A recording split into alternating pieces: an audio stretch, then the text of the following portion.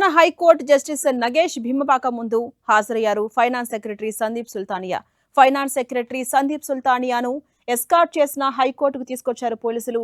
Cantonment నిధుల చెల్లింపు విషయంలో సందీప్ సుల్తానియాపై హైకోర్టు గతంలో ఆగ్రహం వ్యక్తం చేసింది. ఆయన్ను అరెస్ట్ చేసి తీసుకురావాలని కోర్టు పోలీసులను ఆదేశించింది. దీంతో ఇవాళ ఉదయమే సందీప్ సుల్తానియాను ఎస్టార్ట్ చేసి హైకోర్టు ముందు హాజరుపరిచారు పోలీసులు.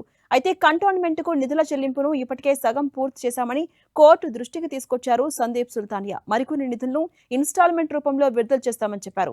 పూర్తి డీటెయిల్స్ ను అఫిడవిట్ రూపంలో ఫైల్ చేస్తామని న్యాయస్థానానికి వివరించారు ప్రభుత్వం తరపు న్యాయవాది. దీంతో తదుపరి విచారణను ఈ నెల 19కి వాయిదా వేశారు న్యాయమూర్తి.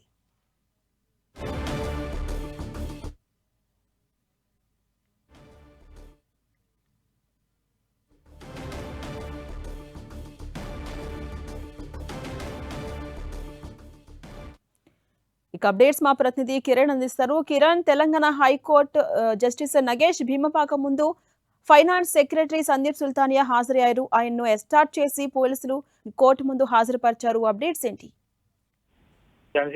హైకోర్టు ధిక్కరణ కేసులో ఫైనాన్స్ సెక్రటరీ సందీప్ సుల్తానియా ఈ రోజు ఉదయం 9:30 హైకోర్టుకి వచ్చారు. ఎస్కార్ట్ చేసి హైకోర్టు తీసుకొచ్చారు హైదరాబాద్ పోలీసులు. సికింద్రాబాద్ కంటోన్మెంట్ నిధుల చెల్లింపు విషయంలో కూడా సందీప్ సుల్తాన్ అరెస్ట్ చేయాలంటూ కూడా నిన్న హైకోర్టు కీలక వ్యాఖ్యలు చేసిన నేపథ్యానికి కూడా ఇటు పూచీకత్తుకు సంబంధించి కూడా 5,000 రూపాయల బాండ్ నేపథ్యంలో పోలీసులు నేరుగా ఆయన వాహనాన్ని ఎస్కార్ట్ చేసుకుంటూ వచ్చారు. అయితే ఈ రోజు కోర్టు ఎదుట హాజరైన సందీప్ సుల్తాన్కి సంబంధించి కూడా చాలా కీలక వ్యాఖ్యలు చేసినట్టుగా మనమైతే చెప్పుకోవాలి. ప్రస్తుతానికైతే ఇటు ఈ అంశానికి సంబంధించి కూడా ఇటు ప్రభుత్వ ఖజానాకి అప్పుల భారం పడుతుంది. ఉచిత పథకాల అమలుపై కూడా సంబంధించి కూడా అధికారులు దీని మీద కోర్టు అవలసిందని కూడా పేర్కొనడం జరిగింది. ముఖ్యంగా కేవలం కంటోన్మెంట్ భూముల కంటోన్మెంట్ నిధులకు సంబంధించిన వ్యవహారం కాకుండా కూడా పలు అభివృద్ధి పథకాలకు సంబంధించి కావచ్చు, ప్రభుత్వం అంశాలకు సంబంధించి కూడా దాని మీద ఎక్కువగా ప్రభుత్వ ఖజానా మీద కూడా ఎక్కువ పడుతున్నట్టు కూడా వ్యాఖ్యలు చేసింది. దీంతో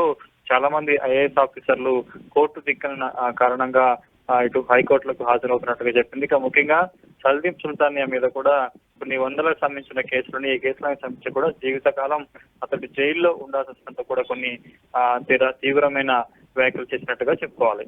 రైట్, థ్యాంక్ యూ కిరణ్.